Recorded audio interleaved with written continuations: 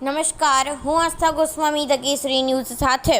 ખેડાના ગળતેશ્વરમાં અમદાવાદના 4 મિત્રો ડૂબ્યા, એકનો બચાવ, સ્થાનિકોએ 3 મૃતદેહો બહાર કાઢ્યા. મારું મન ઘણા અનુભવો અને લાગણીઓથી ભરેલું છે.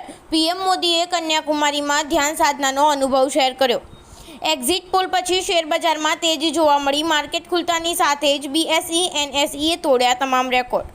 એક્સપ્રેસ વે અને NH48 પર ટોલ ફ્રીમાં વધારો અમલી થયો.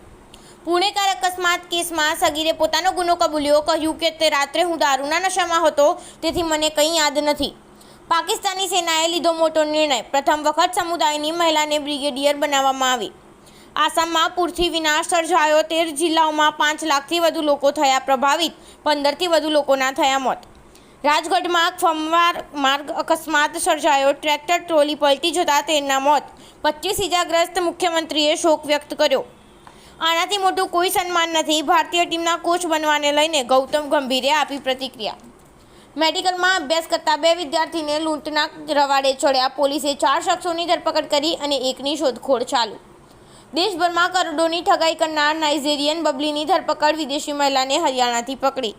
18 બોલમાં જીત માટે 18 રન ન બનાવી શકી નામિબિયાની ટીમ, પછી સુપર ઓવરમાં 21 રન બનાવીને ઓમાનને આપી માત. રવિના તન્ને સામે વૃદ્ધ મહિલા સાથે દારૂના નશામાં મારામારી કરવાનો આરોપ લાગ્યો. ઘટનાનો વિડીયો વાયરલ થયો.